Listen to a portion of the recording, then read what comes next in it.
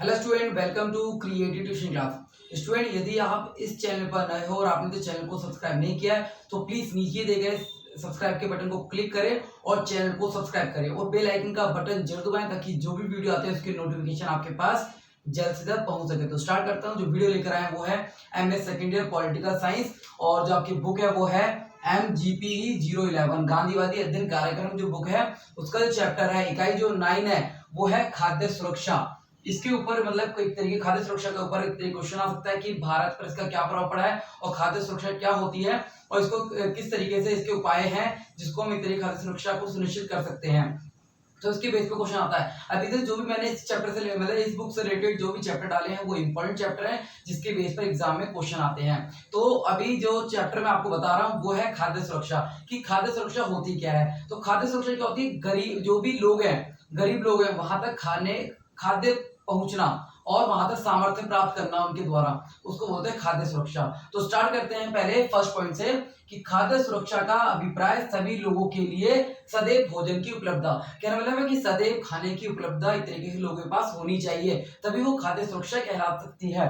Next है और पहुंच और उसे प्राप्त करने का सामर्थ्य, मतलब कि पहुंच तो होनी चाहिए, उसके बाद सामर्थ्य भी होना चाहिए ताकि वो ले सके वहां से अपना अनाज को ले सके, मतलब कि अपने खाद्य वस्तु को ले सके, तो उसको बोलते हैं खाद्य सुरक्षा।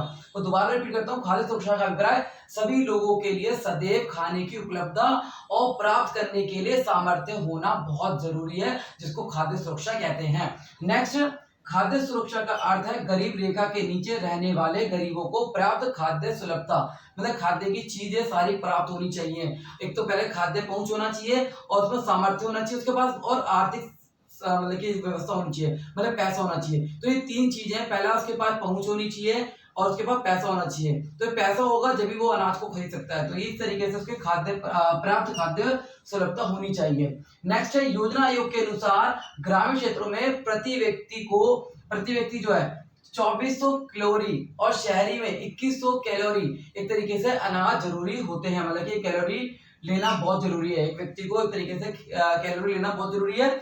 और खाद्य व कृषि संगठन का मानना है कि व्यक्ति को प्रतिदिन 2000 कैलोरी की जरूरत होती है। तो तुम दोबारा रिपीट करते हो उसमें कि योजना आयोग के अनुसार ग्रामीण क्षेत्रों में व्यक्ति को 2400 कैलोरी और शहरी लोगों को 2100 कैलोरी की जरूरत पड़ती है। और जो खाद्य और कृषि संगठन जो है उनका मानना है कि व्यक्ति को प्रतिदिन 2000 कैलोरी की जरूरत होती है। नेक्स्ट के बाद खाद्य सुरक्षा के साथ साथ खाद्य की मात्रा ही नहीं, मतलब खाद्य मात्रा की बात ही नहीं करते बल्कि उसकी गुणवत्ता की बात भी करते हैं कि जो व्यक्ति को खाद्य मिल रहा है उसकी गुणवत्ता कितनी अच्छी है, तो उसको भी देखा जाता है। नेक्स्ट है खाद्य सुरक्षा और पर्यावरण। तो खाद्य सुरक्षा पर्यावरण पर क्या प्रभाव पड़ा है इसकी मैं आपको बता दूं। जो खाद्य सुरक्षा और पर्यावरण है वो एक दूसरे को प्रभावित करते हैं और एक दूसरे को प्रभावित करके वो अपना एक तरीके से आगे का कार्यक्रम चलाते हैं। तो इसमें क्या है, ये एक दूसरे को प्रभावित करते हैं और खाद्य उत्पादन पर जलवायु परिवर्तन का गहरा प्रभाव पड़ता है। तो सबसे मेन यदि हम बात करें कि प्रभाव क्या पड़ता है तो खाद्य सुरक्षा में जलवायु परिवर्तन का गहरा प्रभाव पड़ता है। और भारत में बढ़ती हुई जनसंख्या के कारण अंधाधुंध जो कटाई हो रही है, बार बार जमीनों का मतलब जो प्रयोग हो रहा है उससे क्या हो रहा है, जो मिट्टी की जो है उर्वरता खत्म हो रही है और इससे क्या होता है, बंजर की स्थिति पैदा होती है। तो ये भारत की सबसे बड़ी प्रभाव पड़ रहा है। नेक्स्ट है भारत में उर्वरता का प्रभाव पड़ रहा है और जिससे भूमि बंजर हो सकती है। नेक्स्ट है भारत में खाद्य सुरक्षा को दो तरीके से सुनिश्चित किया जा सकता है, मतलब खाद्य सुरक्षा को दो तरीके से सुनिश्चित किया जाता है, एक तो बफर स्टॉक और एक सार्वजनिक वितरण प्रणाली। यह आपने पहले ही पढ़ रखा होगा मगर मैं आपको इसको शॉर्ट तरीके से बताऊंगा ताकि आप इसको एक्सप्लेन कर सको। तो पहला है बफर स्टॉक। भारतीय खाद्य निगम के द्वारा सरकार द्वारा अनाज, गेहूं और चावल के भंडार को बफर स्टॉक कहा जाता है। नेक्स्ट सार्वजनिक वितरण प्रणाली। सार्वजनिक वितरण प्रणाली क्या होती है, इसके द्वारा सरकार राशन की दुकानों के द्वारा गरीब तबके के लोगों को राशन मुहैया कराती है जिसको सार्वजनिक वितरण प्रणाली कहते हैं। तो ये दो चीज आपको याद रखनी, इनको आप अच्छी तरीके से एक्सप्लेन कर सकते हैं। पहला बफर स्टॉक जो भारतीय खाद्य निगम के द्वारा सरकार द्वारा अनाज, गेहूं, चावल, अनाज के भंडार को बफर स्टॉक कहा जाता है ताकि जरूरत पड़ने पर इतने गरीबों के तबकों के लोगों को अनाज दिया जा सके, है ना। नेक्स्ट है सार्वजनिक वितरण प्रणाली। इसमें क्या होता है, राशन की दुकानों के द्वारा गरीब तबकों के लोगों को राशन दिया जाता है और वो भी कम कीमत पर ताकि ज्यादा कीमत ना देनी पड़े। तो ये दो मुहैया एक तरीके से दो तरीके हैं जिससे खाद्य सुरक्षा सुनिश्चित की जा सकती है। तो एक क्वेश्चन आ सकता है खाद्य सुरक्षा क्या है और उसके भारत पे क्या प्रभाव पड़ा और इसको कैसे सुनिश्चित किया जाता है, तो आप इसको एक्सप्लेन कर सकते हैं अच्छी तरीके से, जो मैंने आपको शॉर्ट तरीके से बताया। इसके बाद क्या है, उसके बाद बात करते हैं। इससे पहले मैंने आपको बताया था कि खाद्य सुरक्षा को भारत के द्वारा खाद्य सुरक्षा को कैसे सुनिश्चित किया जा सकता है।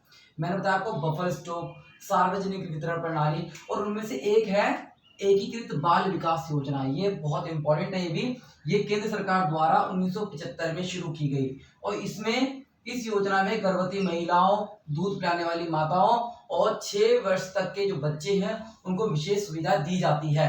तो इसमें सबसे मेन मैं आपको दोबारा बता दूं, एकीकृत बाल विकास योजना क्या थी। यह एक केंद्र सरकार द्वारा 1975 में शुरू की गई और उसके बाद यह योजना गर्भवती महिलाओं और दूध पिलाने वाले बच्चों और 6 वर्ष तक के जो बच्चे हैं उनको विशेष सुविधा प्रदान करती है। और जैसे भोजन, प्रतिरक्षण, सार्वजनिक स्वास्थ्य, शिक्षा, प्रौढ़ महिलाओं को स्वास्थ्य या पोषण संबंधी व्यवस्था करना, कल्याणकारी कार्य करना और ये सारी सुरक्षा प्रदान करना, ये इसका मुख्य उद्देश्य है। ये 3 उपाय हैं जो गरीबी रेखा, जो भी मैंने आपको 3 उपाय बताए हैं, गरीबी रेखा के नीचे महिलाओं तथा बच्चों की सुरक्षा प्रदान करते हैं और खाद्य सुरक्षा देते हैं। और भारत में खाद्य सुरक्षा के उपाय बड़े पैमाने पर किए जाते हैं, जिसको इसके जो प्रभाव है वो हम मिश्रित रूप में देख सकते हैं। नेक्स्ट है इंपॉर्टेंट जो है राष्ट्रीय ग्रामीण रोजगार गारंटी अधिनियम 1985। ये बहुत इंपॉर्टेंट है, ये भी केंद्र सरकार के द्वारा एक तरीके से आयोजित किया गया और 2000 में शुरू की गई थी ये योजना और ये एक महत्वपूर्ण योजना बन गई है आज के समय। नेक्स्ट है इनमें 100 दिन की अकुशल मजदूरी गारंटी, मतलब रोजगार गारंटी की दी जाती है, जिसमें व्यक्ति को खाना, एक तरीके रोजगार की गारंटी एक तरीके से 100 दिन का एक तरीके से खाना मुहैया कराना एक तरीके से इसमें बात कही गई है। तो आप इसको और अच्छी तरीके से एक्सप्लेन कर सकते हैं। मैंने इसमें 2 पॉइंट बताए ताकि इनको आप समझ सके। तो पहला 2000 में शुरू की गई थी और ये एक महत्वपूर्ण योजना बन गई है और इसमें 100 दिन की अकुशल मजदूरी रोजगार गारंटी दी जाती है। तो ये स्टूडेंट मैंने आपको बताया कि खाद्य सुरक्षा क्या है, भारत पर इसका क्या प्रभाव पड़ा और खाद्य सुरक्षा और पर्यावरण के प्रभाव और खाद्य सुरक्षा को कैसे सुनिश्चित किया सकता है, इसके 3 पॉइंट बताए। और राष्ट्रीय ग्रामीण रोजगार अधिनियम, ये वेरी इंपॉर्टेंट है और खाद्य सुरक्षा से संबंधित कुछ भी क्वेश्चन आ सकता है तो आप ये सारे पॉइंट एक तरीके से एक्सप्लेन कर सकते हैं। तो उम्मीद करता हूँ कि वीडियो अच्छी लगी, इसको लाइक और शेयर जरूर करें। धन्यवाद।